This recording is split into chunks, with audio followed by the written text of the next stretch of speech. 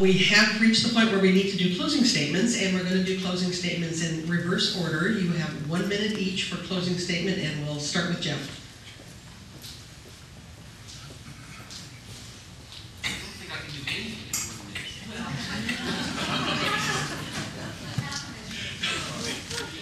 1 minute. 1 minute, okay.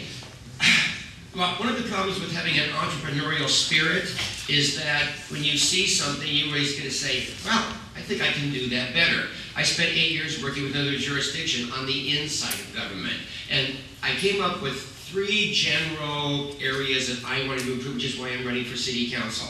Access to government, transparency, and collaboration. Access to government, right now every city posts their agenda, out it goes. The idea is that we need to outreach a little more so that people can know, get rid of language barriers, and politics is complicated. So if we can get it down to a regular level, that would be better. Transparency. Transparency is very difficult for a government worker because every time you go out to the public, you get your head taken off. No matter what it is you're going to do, it's wrong somewhere along the way. So that's what we as council members are supposed to do. Beyond voting every 2 weeks, is we need to be out in the community. I happen to know that our mayor is out in the community for every ribbon cutting, because I've been there with her. And finally, collaboration. One of the things that I have learned in my 10 years is bringing people to the table with similar interests. You can resolve anything through collaboration. Thank you.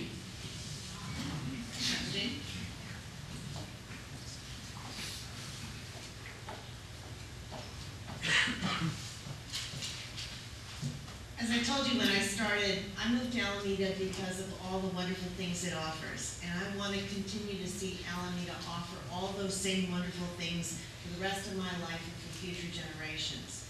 I think we have big problems to address, but big opportunities in front of us.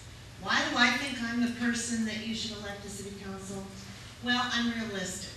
I look at things as they are. I don't look at how it might be in the future, but I want to see what we are now and deal with what we have now and deal with it in a way that gets access to all views point of views from the citizens of Alameda. I'm also independent. I'm not part of any political establishment in Alameda. I don't owe a thing to any special interest, and I have no political ambitions beyond working for you on city council. I think that's going to allow me to explore creative solutions and really embrace them. And finally, I'm intrepid. When I get my teeth into something, let me tell you, after I've investigated everything and talked to everybody and have come up with the right idea, I will fight for the right result. My slogan in this campaign is preserve our heritage and secure our future. I think I've proven I can do that with the golf complex, and now I want to do it for the citizens of Alameda. Thank you. Thank you. Joanne?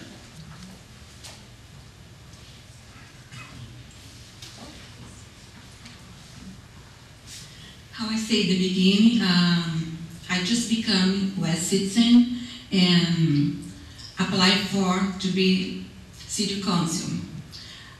I am from Brazil and I was working journalist. I have a master's degree in journalism, communication, marketing.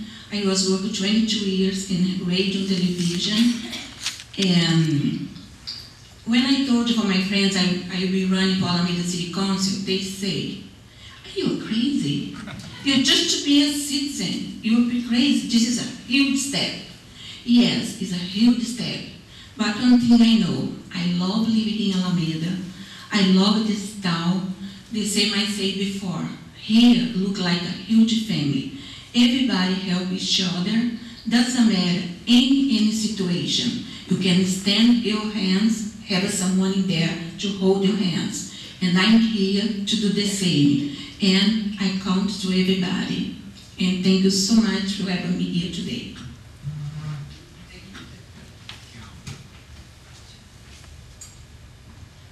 In closing, I'd like to revisit some of my life experiences and skill sets that I'll be bringing to the table. And by the way, I'm not going to stand up here and tell you that I'm the best candidate. I'm going to stand up here and tell you that I'm one of the great candidates that you're privileged to choose from. We're all great. We all have skills, gifts, experiences, valuable and relevant. Metaphorically speaking, we all have our own box of tools. My toolbox contains the following: 9 years of public service over a 20-year period working for Cal Park.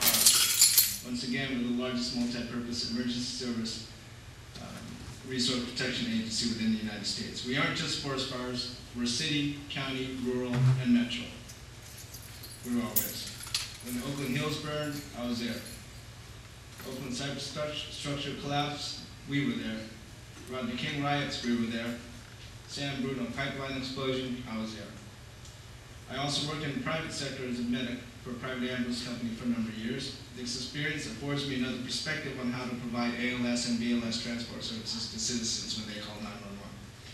And somewhere in between, while recovering from broken femurs and surgeries, I managed to open a successful sushi restaurant in San Francisco.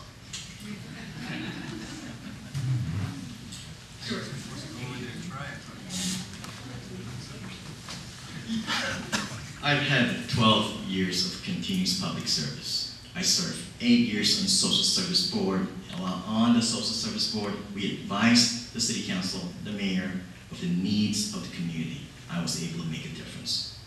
I served 4 years on the County Human Relations Commission, protected our young, our children, from exploitation. I was able to make a difference. 2 years ago, you elected me to the healthcare district. First 2 years, we were losing millions. This year, moving forward, this new fiscal year, we are able to balance our budget and gain $600,000 in surplus. I was able to make a difference. I know I can make a difference. I'm not a politician. I'm just a small business owner who has a passion to serve. I need you to help me so that I can help this community, so I can help you protect our young, improve our quality of life.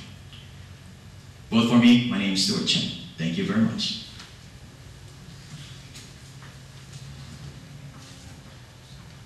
Well, good evening. Once again, my name is Tony Desog, and I'm running for Alameda Council, and I appreciate you guys coming out here this evening.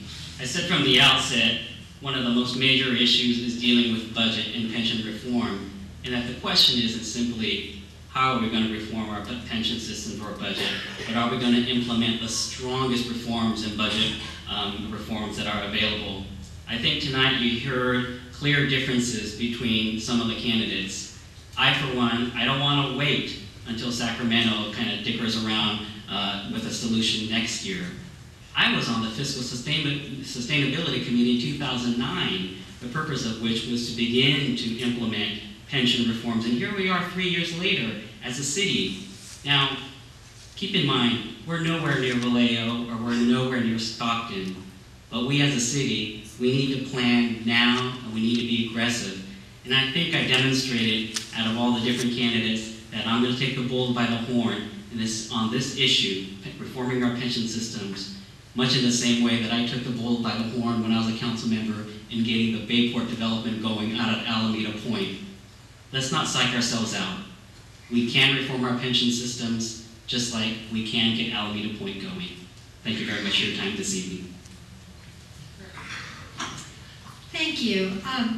I believe that the skills and experience that I have developed over the 16 years that I've spent serving this community as a volunteer on the library campaign, hospital campaign, economic development commission, hospital board, and for the last 6 years, the planning board, 2 years as president, enabled me to hit the ground running as a city council member.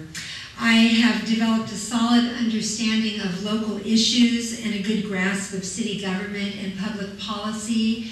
I am always honored when we have a big audience in the planning board and we're able to hear from the public what their concerns are. I do site visits for just about every project that comes before the planning board. And for the last month, I've been walking in neighborhoods all over the city and getting an earful, but really enjoying just talking to people, hearing from them what's so special about Alameda and that they want to keep it that way. I would work to do that. So I would be honored to have your vote, Marilyn Ezzy Ashcraft, on November 6th. And I want to, as the last speaker, again, thank the League. I know what a tremendous amount of work this is to put all of this together. And we thank you. And I will say one thing, when I'm handing out my brochure door to door, one of the things it tells us that I'm a League member, people comment on that, oh, the League of Women Voters, yeah, they're good. So you've got a great reputation. Thank you for all your hard work, and I know all of us applaud you for putting this forum together tonight. Thank you, everybody.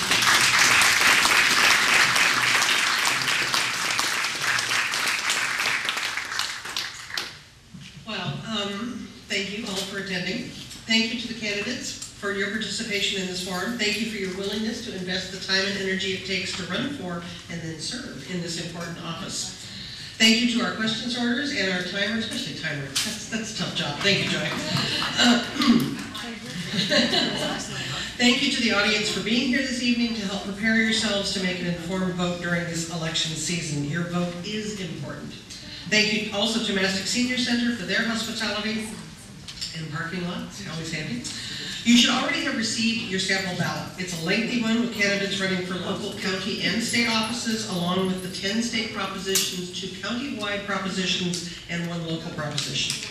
Before you cast your vote, we encourage you to visit the League's voter education website, smartvoter.org. Take a bookmark from our materials table. It has the website address. The site contains polling information, hours, and information about all aspects of the November 6th election. This is our first forum. Next Thursday, October 11th, we will present pros and cons on the 10 state propositions. On Thursday, October 18th, we'll do the Alameda Unified School Board. On Thursday, October 25th, we'll do the Alameda Healthcare District and candidates for the 18th Assembly District. All of these forums will be right here, 7 to 8:30 Thursday night. Membership in the League of Women Voters is open to all women and men who would like to become active, informed, politically effective members of the community. You can pick up information about the League